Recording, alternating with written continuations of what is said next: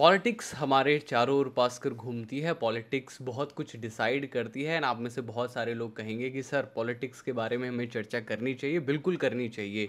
क्योंकि ये पॉलिटिक्स छात्रों से रिलेटेड है। आप लोगों ने जो रिजल्ट कल देखा, बीजेपी को क्लियर मेजॉरिटी नहीं आना, एक विपक्ष का इतना बड़ा हो जाना, और ख़ासकर हिंदी हार्टलैंड वाला जो इलाका जो कहा जाता है, जिसमें बीजेपी की अच्छी खासी पकड़ है, उसमें बीजेपी की सीट्स का कम हो जाना अपने आप में बहुत कुछ कहता है कि छात्रों की अगर आप नहीं सुनेंगे, अगर आप युवाओं की नहीं सुनेंगे, तो ये युवा बहुत जल्द आपकी भी नहीं सुनेंगे। एक बहुत जब मैं अपने कॉलेज के समय में कार्य करता था एबीवीपी का, या फिर अगर अपने दिल्ली यूनिवर्सिटी के समय में जब मैं पॉलिटिक्स में कुछ एक्टिवेशन मेरा रहता था, तो एक बहुत ही फेमस लाइंस कही जाती थी कि जिस ओर जवानी चलती है उस ओर जमाना चलता है। नमस्कार, मेरा नाम लोकेश भारद्वाज, और आज मैं डिकोड करूंगा कि ये जो आप लोगों को आंकड़े हैं, ये आखिरकार छात्रों के लिए हित में कैसे हैं, आप लोगों के लिए कैसे अच्छे आंकड़े हैं, और किस तरीके से अब आप लोगों के लिए ज़्यादा रोजगार के अवसर आप लोगों को देखने को मिलेंगे, और किस तरीके से रोजगार एक बहुत बड़ा मुद्दा रहा था आप सभी लोगों के लिए। नमस्कार दोस्तों, अगर आप ध्यान से देखें तो जो भाजपा की मेजॉरिटी ऑफ द सीट्स जो कम हुई हैं, वो यूपी के अंदर हुई हैं, वो हरियाणा के अंदर हुई हैं, वो आपको बिहार के अंदर हुई दिखती हैं, वो आपको थोड़ी बहुत राजस्थान के अंदर हुई कम देखने को मिलती है। तो मैं कुल मिलाकर कह सकता हूँ कि ये चार राज्य वो राज्य हैं जहाँ के छात्र सबसे ज़्यादा सरकारी नौकरियों की तैयारी करते हैं। अगर आप यूपी के देखोगे, तो अभी भी जो यूपी में पुलिस कांस्टेबल की जो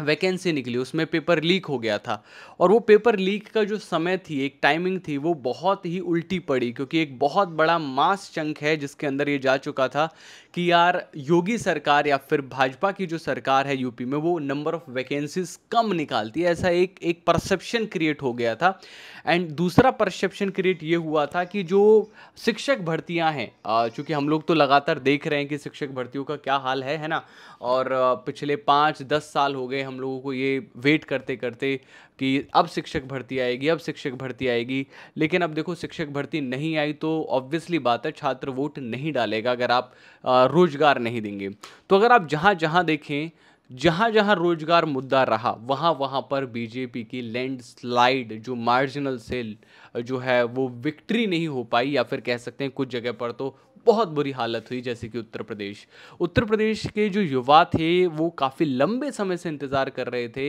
एक छोटा सा सबक सिखाने का,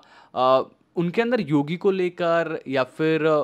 बेसिकली मोदी को लेकर शायद कोई भी ऐसा, मतलब मन में कोई उनकी कोई बैर नहीं था, या फिर कह सकते हैं कि लाइक उनके अंदर कोई वो लोग वोट नहीं करना चाहते थे बेशक विपक्ष को, लेकिन उन्होंने इस बार विपक्ष को इसलिए भी वोट किया क्योंकि वो रोजगार की बात कर रहे थे। अगर मोदी, योगी, या फिर अगर हम बात करें बीजेपी, अगर रोजगार की बात कर रही होती अपने अपने मीटिंग्स में, अपनी सभाओं में, जिस तरीके से विपक्ष ने की थी, अखिलेश यादव, कांग्रेस इन सब चीज़ों को साधने में कामयाब हुए, तो वो एक बहुत बड़ा कारण बना। मुझे जो लगता है कि भाजपा की जो इतनी ज़्यादा जो सीट्स हैं जो लॉस हुई है वहाँ पर यूपी में, जाति एक बड़ा मुद्दा हो सकता है। बहुत सारे लोग कह रहे हैं कि जातियों का खेल हुआ है, जातिगत समीकरण है। मुझे नहीं लगता कि कोई जातिगत समीकरण वगैरह कुछ भी हुआ है, क्योंकि रोजगार जब मिलता है तो वो हर जाति के इंसान को मिलता है, और रोजगार नहीं मिलता तो वो किसी को ही नहीं मिलता है। अगर कोई वैकेंसी आती है वो सब के लिए आती है, अगर नहीं आती तो वो किसी के लिए नहीं आती है। यहाँ पर मुझे जो लगता है वो रोजगार ही मुद्दा था, क्योंकि पहले भी जो सर्वेस थे, एक केंद्रीय संस्था है, उन्होंने जब सर्वे कराया था तो उसमें 27% लोग बेरोजगारी से ग्रसित थे, ऐसा जो था। लेकिन उसको ना पकड़ना, उस मुद्दे को ना पकड़ना, मुझे लगता है कि भाजपा को काफ़ी ज़्यादा नुकसान देगा। अब छात्रों के लिए कैसे अच्छा है, अब बिहार में चुनाव आने वाले हैं,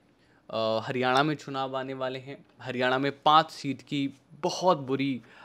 कह सकते हैं कि एक हार हुई है, और अगर मैं बेसिकली वोट परसेंटेज भी देखूं, बिहार में भी अगर मैं देखूं, चूँकि रोजगार वहाँ भी एक मुद्दा था और तेजस्वी के फेवर में वो जो है वोटिंग वहाँ पर हुई है, तो आप अगर आप पाओगे कि बेसिक से नंबर ऑफ सीट्स आरजेडी को ज़्यादा ना मिली हो नंबर, लेकिन जो वोट परसेंटेज है वो सबसे ज़्यादा आरजेडी को मिला है, यानी कि वहाँ भी मुद्दा जो रोजगार का है वो सबसे आगे निकलता हुआ हमें देखने को मिला इस चुनाव के अंदर। तो रोजगार की जो बात करेगा, सीधी बात है, लोग उसे ही वोट दे रहे हैं। और अब वो वक्त आ गया है जब हमारा युवा ये बात को जान चुका है कि जो रोजगार देगा हम उसे वोट देंगे।